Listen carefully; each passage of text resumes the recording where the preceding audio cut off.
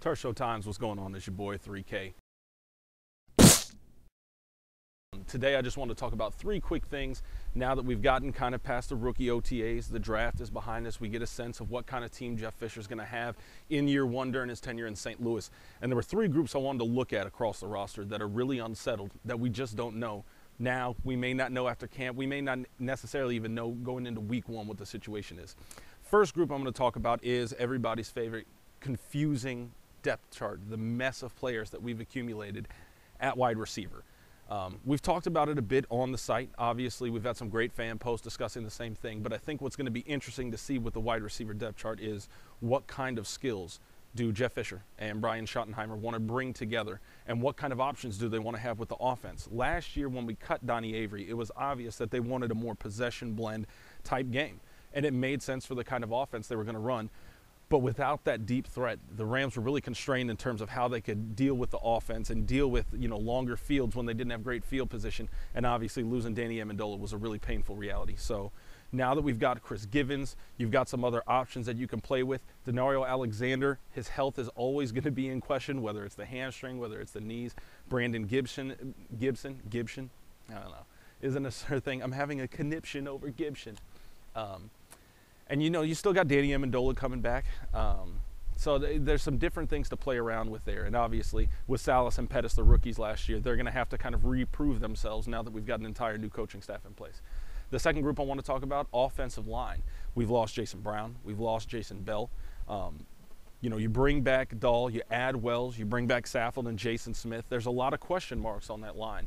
And I don't know that we're necessarily going to get an answer to those kind of questions at any time soon. I think it's just going to be something that needs to play itself out throughout the season. Now, everybody's hoping that Jason Smith can find a way to return to form, or even not return to form, but build a new form that he hasn't shown to this point. It's not an earthquake, it's just the wind going down. It's DC winds, man. It's brutal out here. Third group that I want to talk about is the secondary, mainly the cornerbacks, because we went ahead and added Janoris Jenkins, drafted Trumaine Johnson. We still got Bradley Fletcher, still got Jerome Murphy, and you add Cortland Finnegan, a premier free agent, early on in that free agent kind of season. So it's going to be interesting to see what they do there. I think the question is, that they want to get physical and nasty. That's something Bradley Fletcher can do because he's shown that. Unlike Jason Smith, where we're kind of hoping that he can show us something he hasn't before. For Bradley Fletcher, it's more a return to form. The question is he going to be able to stay healthy, and how much has that knee injury, now 2 and 3 years, really affected his game? Cortland Finnegan is Cortland Finnegan, and you bring in guys, a Janoris Jenkins who's more athletic than any of them, as well as a Trumaine Johnson who's got decent size. What do we get out of that secondary? Jerome Murphy, Trumaine Johnson, do one of them move to free safety? There's a lot of things that need to be settled in that group and among the O-line and wide receivers going into the rest of the OTAs and training camp. So have it out in the comments. Maybe let me know which of those groups do you think is the most solidified. Which names are going to be coming to the fore? Who do you expect to kind of lead some of those groups? Is it going to be a Scott Wells at center? Is it going to be Harvey Dahl? Is it going to be one of those tackles who really elevates their game and solidifies? As a group, yes, there's solidification that still needs to be had. But even some of those individuals between Jason Smith and Roger Saffold, somebody's going to have to step up and play some NFL caliber tackle for this team to be successful. So have it out in the comments. Subscribe to us on YouTube. It's either down there, or maybe it's none. You just click down there for YouTube and then subscribe.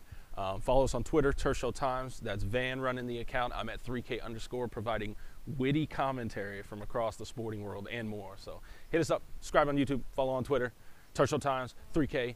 Bleh.